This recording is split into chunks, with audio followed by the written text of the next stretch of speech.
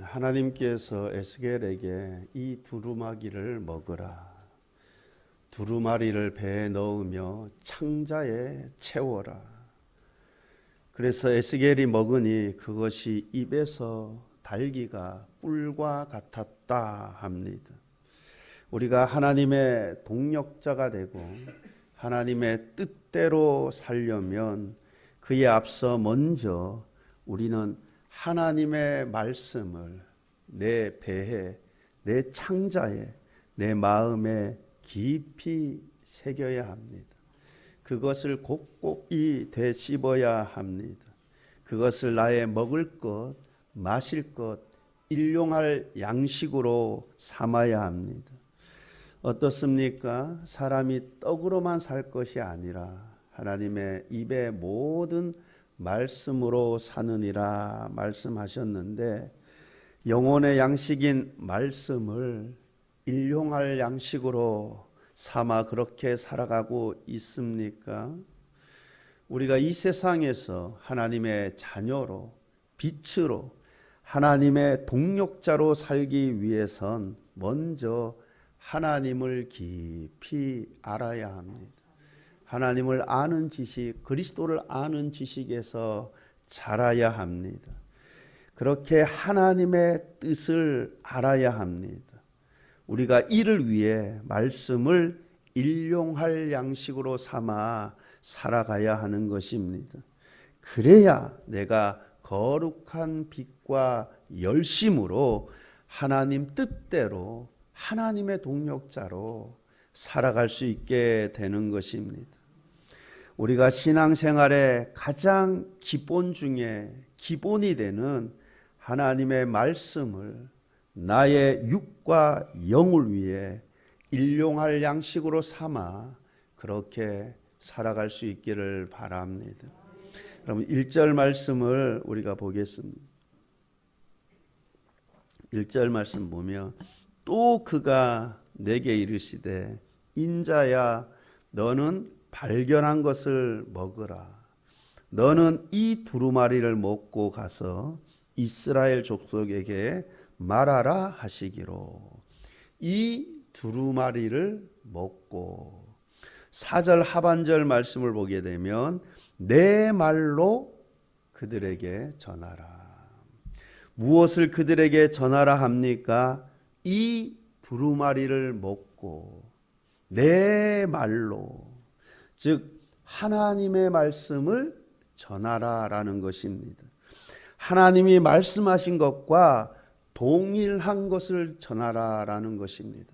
하나님의 말씀에 무엇을 더하거나 무엇을 빼지 말고 하나님의 말씀을 먹고 하나님의 말씀을 전하라 합니다. 사람들이 일용할 양식을 먹고 어떻게 합니까? 아침 먹고 점심 먹고 여러분 어떻게 합니까? 일을 합니다. 대부분의 시간을 일하는데 시간을 보냅니다. 그런데 만약 일을 하지 않고 누워만 있으면 고지혈에 고혈압에 여러분 당뇨에 노출되기 쉽습니다. 여러분 이처럼 우리가 영의 양식인 하나님의 말씀을 먹었다면 어떻게 해야 합니까? 일을 해야 합니다. 영적인 일을 해야 합니다. 하나님의 일을 해야 합니다. 하나님의 말씀을 전해야 합니다. 보통 우리가 신앙생활하면 일상적인 삶을 살다가 주일날 교회에 나와 예배를 드리는 것으로 나의 의무를 다했다 생각하고 일상으로 돌아가서 자기 생활을 하는 것으로 생각하기 쉽습니다. 그러나 하나님이 원하시는 신앙생활은 주일날 교회에 와서 예배드리고 하나님 앞에서 나는 나의 의무를 다했다라고 생각하고 돌아가서 내 방식, 내 생활, 내 생각대로 살아가는 것이 아니라 하나님 방식대로, 하나님 뜻대로, 하나님의 동력자로 살아가기를 원하십니다. 그래서 교회에서 한때 이런 표가 한창 유행을 했습니다. 모이면 기도하고 흩어지면 전도하자. 여러분, 사실 그렇습니다. 신앙생활은 모이면 예배하고 기도하고 찬송하고 말씀 듣고 봉사하고, 그리고 세상에 나가서 하나님 뜻대로 하나님의 일을 하며 특별히 복음을 전하는 삶을 살아가는 것입니다. 교회 안에서도 하나님을 위하여, 교회 밖에서도 하나님을 위하여, 먹든지 마시든지 무엇을 하든지 하나님의 영광을 위해 살아가는 것이 참된 신앙인의 모습인 것입니다. 여러분은 교회 밖에서 보통 어떤 말을 가장 많이 하며 삽니까? 정치 얘기. 누가 그래요? 장수하고 싶으면 정치 얘기하지 말라고. 정치 얘기하면 스트레스만 받는다고, 혈압이 오른다고. 혈압 안 오르고 장수하려면 정치 얘기하지 말라고. 여러분, 사람은 마음에 있는 것이 입으로 나오게 되어 있습니다. 만약 여러분의 마음이 하나님의 말씀으로 충만하면, 은혜로 충만하면 그것이 입으로 나오는 것입니다. 저는 성경은 당연히 일용할 양식으로 읽어야 하고, 거기에 더해 기독교 서적, 특별히 기독교 고전 읽기를 저는 추천을 합니다. 그것으로 우리의 마음을 채우는 것입니다. 여러분, 기독교 서적, 특히 고전을 많이 읽으면 많이 읽을수록 내 마음이 믿음으로, 은혜로 충만해집니다. 그래서 누구를 만나면 은혜로 충만한 그것이 입으로 나오게 되어 있습니다. 사람은 마음에 있는 것이, 속에 있는 것이 입으로 나오게 되어 있습니다. 그래서 엄마들은 입만 열면 자녀들 이야기 많이 하게 되죠. 특히 입시를 앞둔 자녀를 둔 엄마들끼리 모이면 다 거기와 관계된 이야기를 주로 하지 않습니까? 할아버지 할머니는 입만 열면 손녀 손자 이야기를 합니다. 여러분, 직장인은 직장 이야기, 사업가는 사업 이야기, 운동선수는 운동 이야기, 예술가는 예술 이야기. 왜 그렇습니까? 속에 가득 차 있는 것이 입으로 나오는 것이죠.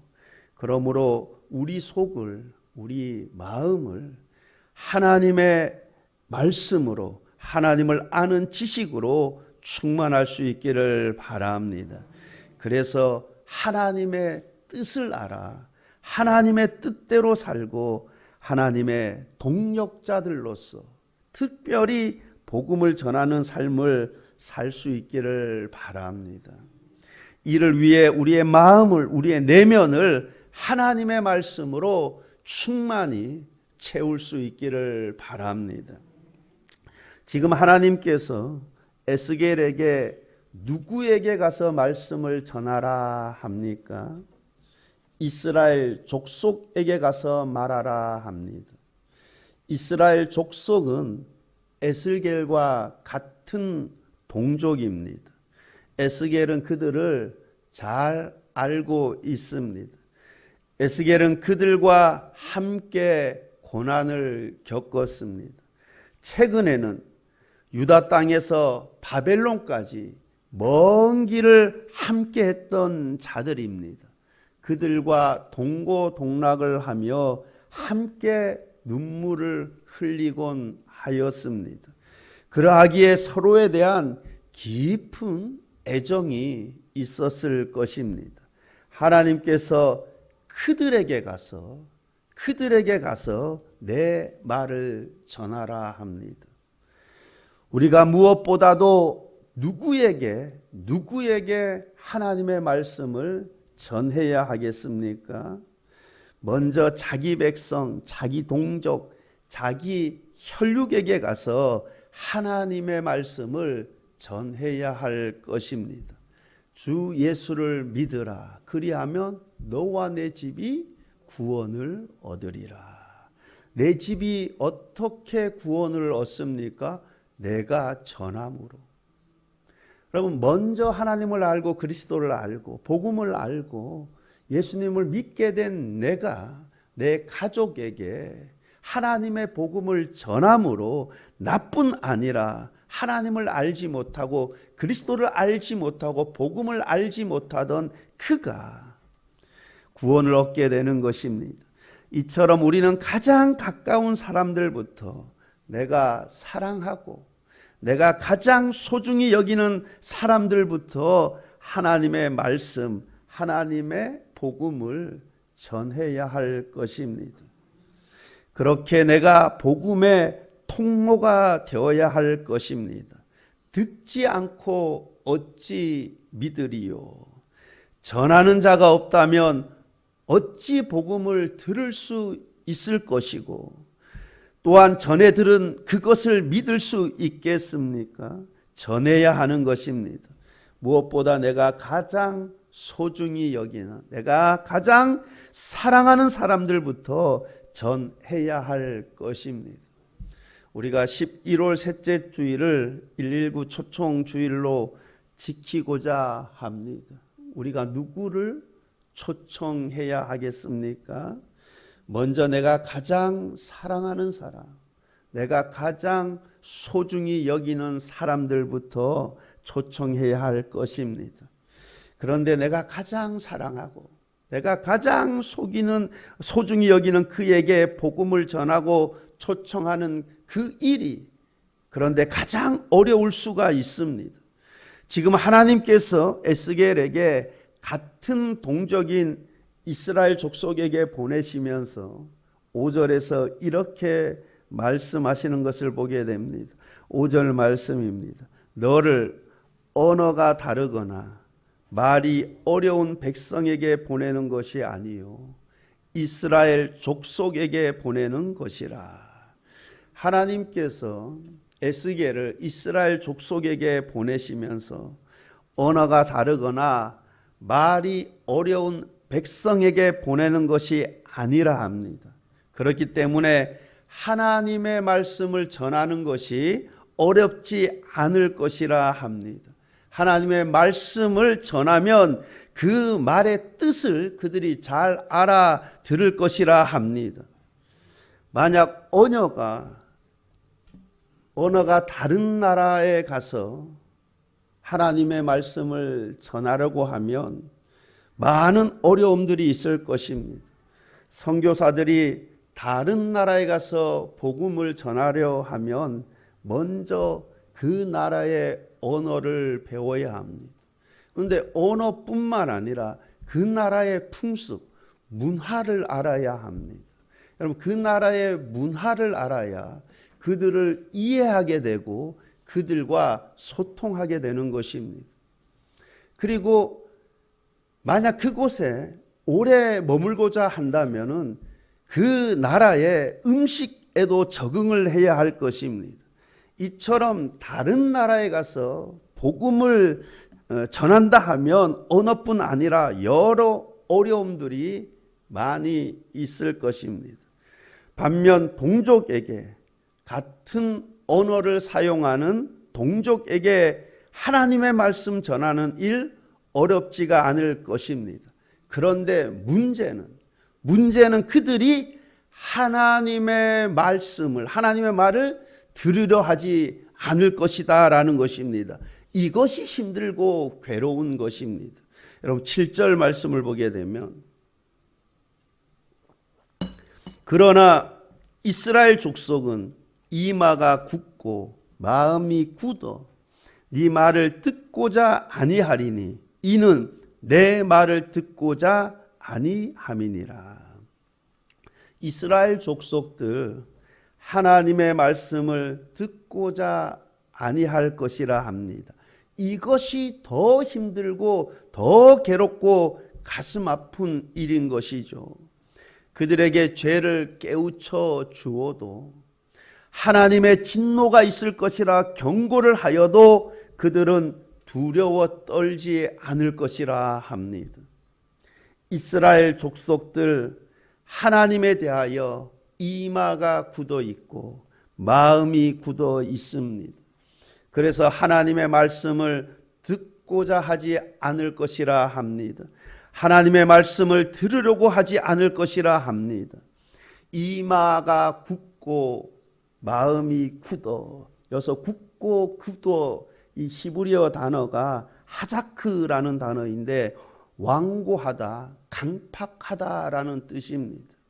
이스라엘 족속들 하나님에 대하여 완고하고 강팍해서 하나님의 말씀을 들으려고 하지 않고 받아들이려고도 하지 않을 것이라 합니다.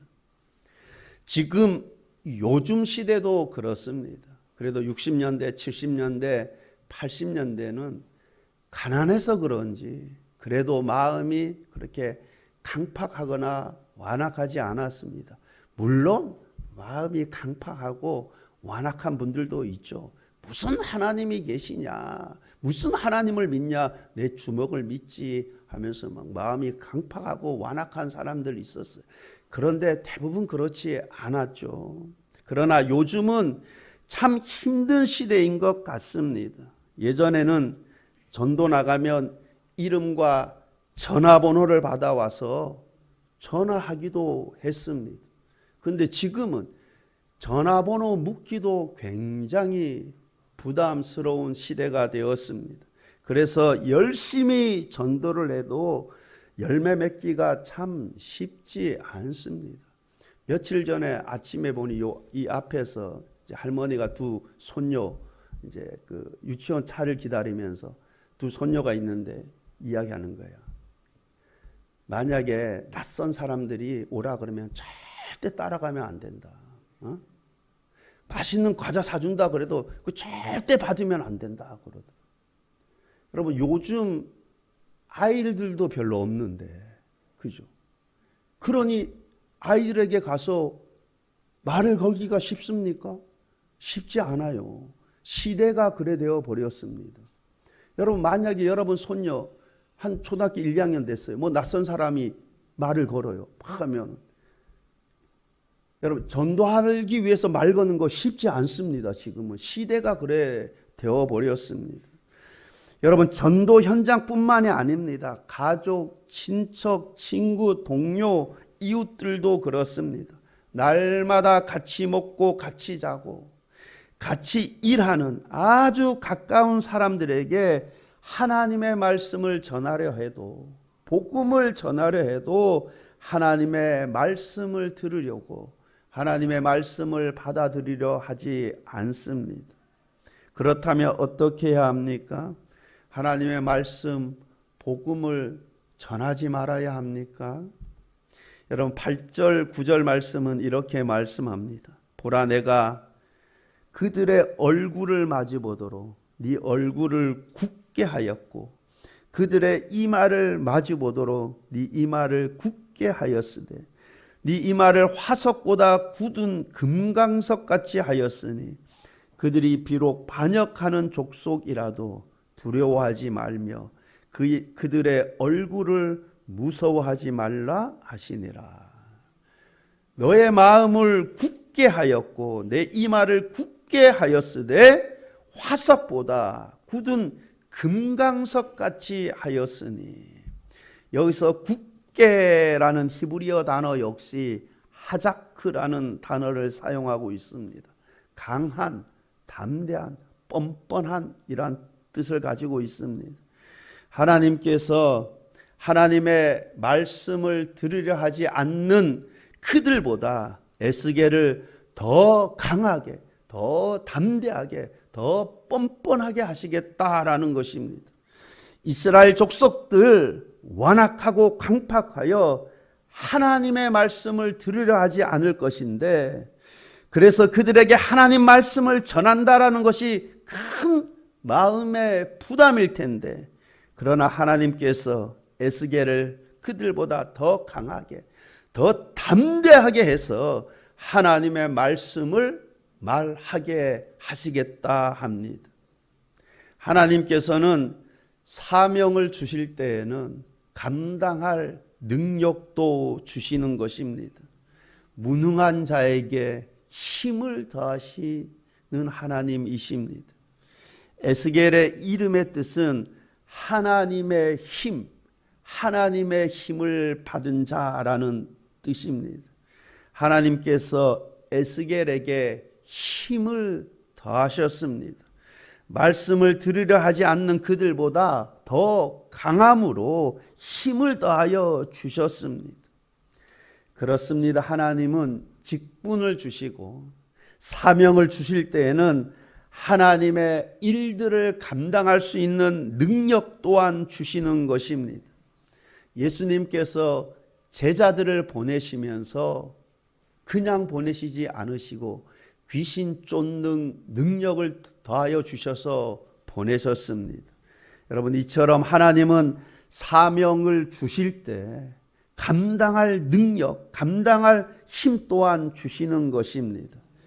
중요한 것은 우리의 마음, 우리의 중심, 우리의 믿음인 것입니다.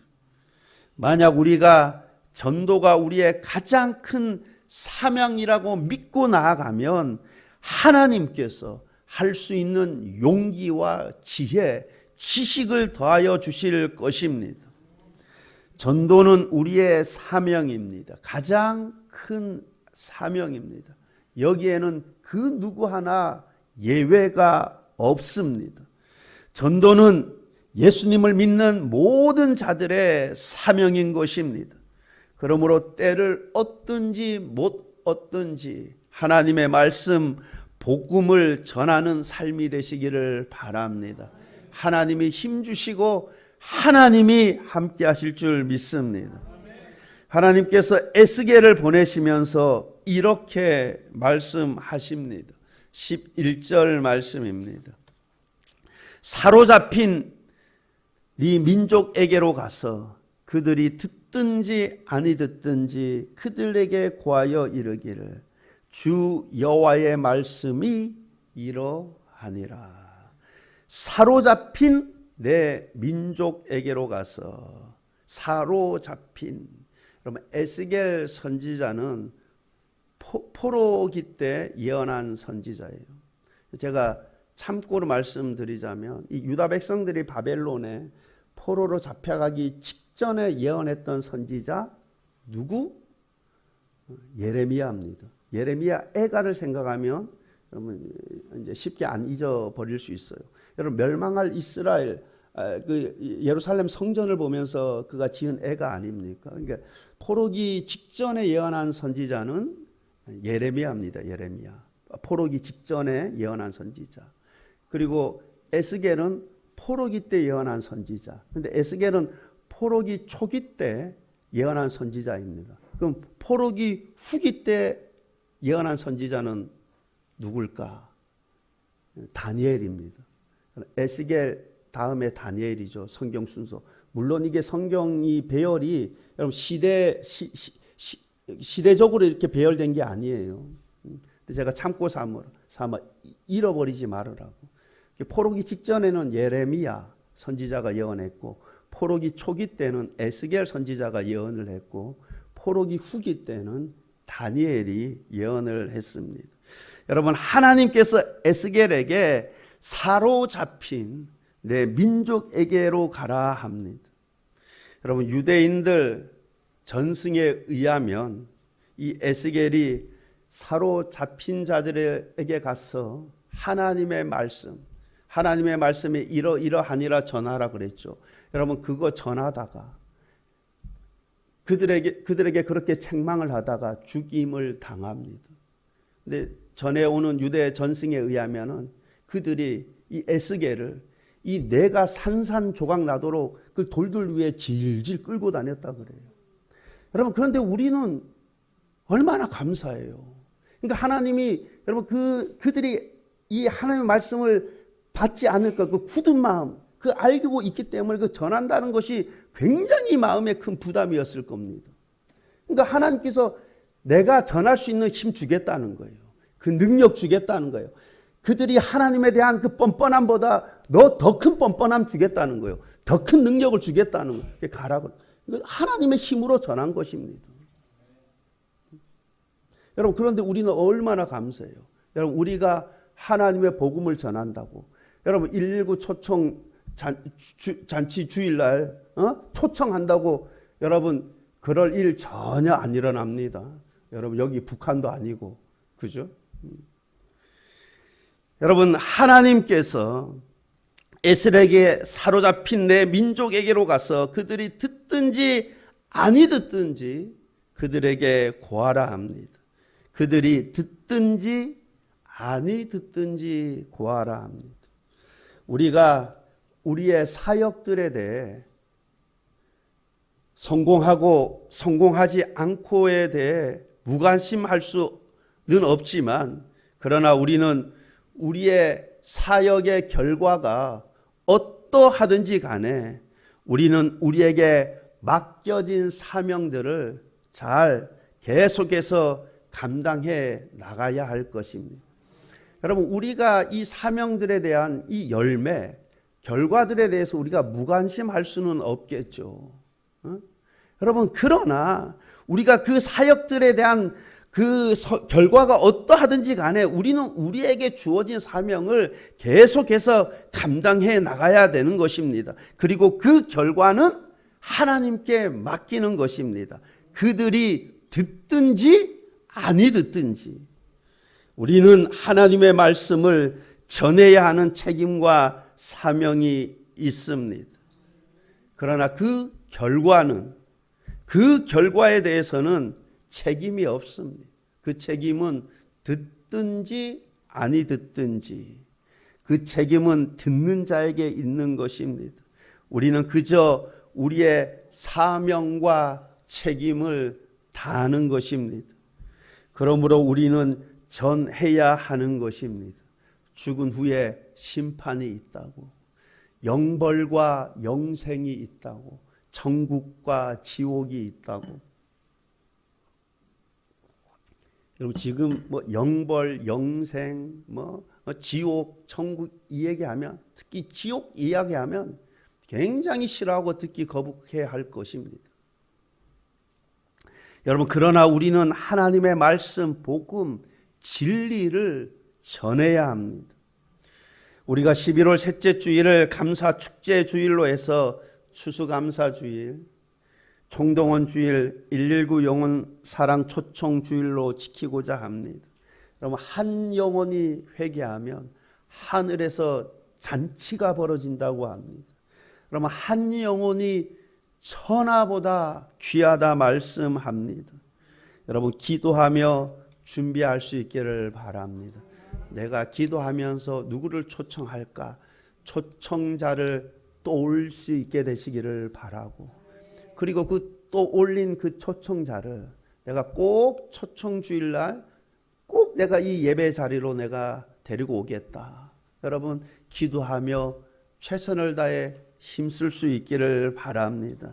여러분 그렇게 우리의 사명과 책임을 우리가 끝까지 다하며 살아가는 우리의 모습들 될 수 있기를 우리 주님의 이름으로 축원합니다. 기도하시겠습니다. 좋으신 하나님 아버지, 참 한 영혼이 회개하면 천국에서 잔치가 벌어진다고, 하나님 한 영혼이 천하보다 귀하다 말씀하셨는데 하나님 우리가 참 이 하나님의 복음을 누구보다도 가장 소중히 여기는, 가장 사랑하는 사람들부터 하나님 내가 이 복음을 전하는 은혜가 있게 하여 주옵소서. 하나님 우리가 119 초청 잔치 주일날 하나님 많은 영혼들을 초청해서 이 예배 자리에서 함께 예배하는 하나님 그 심령이 이 복음을 듣고 변화가 일어나는 그러한 역사들이 있게 하여 주옵소서. 감사드리며 예수님 이름으로 기도하옵나이다. 아멘.